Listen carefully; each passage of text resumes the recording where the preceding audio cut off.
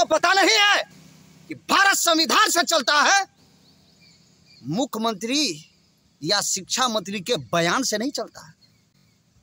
Exam चाहे कोई भी हो, बीपीएससी का हो, यूपीएससी का हो या अन्य और भी किसी भी विभाग का हो, वो एग्जाम ट्वीट से नहीं चलता है, नोटिफिकेशन से चलता है। इस सारे पोस्ट को, सारी बहाली को इन्होंने नापाक कर दिया। छात्र यूनियन और टीटी संघ के प्रदेश अध्यक्ष मुफ्ती हसन रजा अमजदी आज हमारे साथ। तकरीबन पूरे भारत के 10 लाख बीपीएससी उम्मीदवार जो 4, 5, 6, 8 सालों से ये इंतजार कर रहे थे कि बिहार में वैकेंसी निकले और हमारी बहाली हो, लेकिन अन्याय कुमार, कुर्सी कुमार ने बहाली को तितिर बितिर कर दिया, नाश कर दिया। मैं दूसरे शब्द में यूँ कहूँ कि इस सारे पोस्ट को, सारी बहाली को इन्होंने नापाक कर दिया। सबसे बड़ी वजह ये कि फर्जी जो लड़के पकड़े जा रहे हैं वो एक अलग मुद्दा है।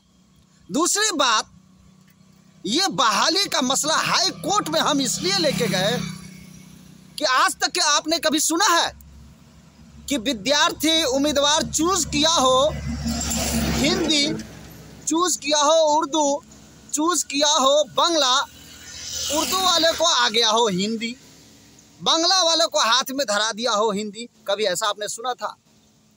बीपीएससी जैसे विभाग से अगर इतनी बड़ी अगर गलती हो जाए तो ताज्जुब की बात है, शर्म की बात है।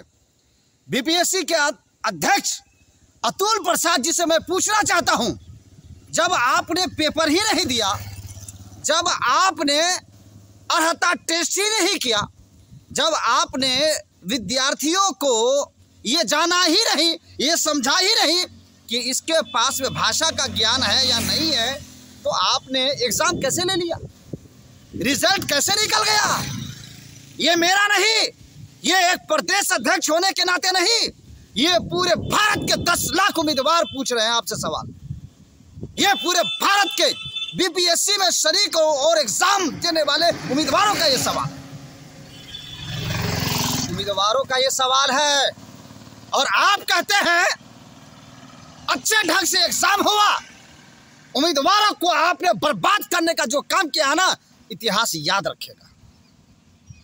ट्वीट से आप कहते हैं एग्जाम चलता है, घंटे घंटे ट्वीट करो, घंटे घंटे ट्वीट करो।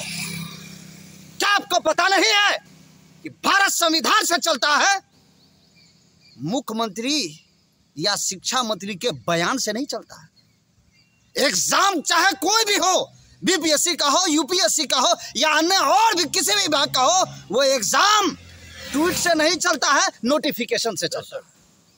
आपको समझना चाहिए। उर्दू उम्मीदवारों को हिंदी का पेपर आपने थमा दिया। चला जाए अतुल प्रसाद जी से और आपके सारे विभाग के अधिकारियों से कि आप तैयारी करके आइए, सारे विषयों की तैयारी करके आप आइए।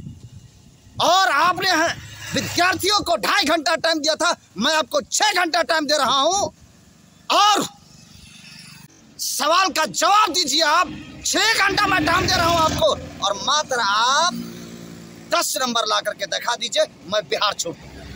सर, अतुल प्रसाद जी तो कह रहे हैं कि विद्यार्थियों का पसीना छूट गया।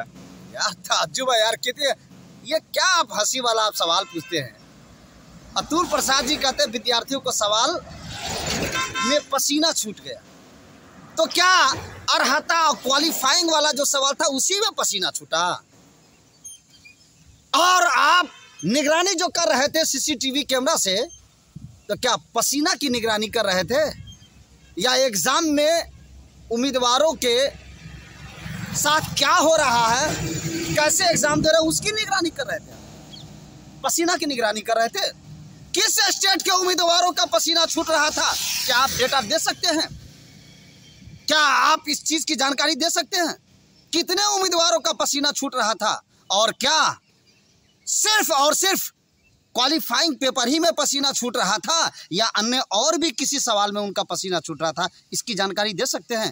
ताज्जुब है आपके सवालों पे और आपके करतूत पे, आपके कारनामे पे, आपके एग्जाम पे एक नहीं 1000 सवाल होता है।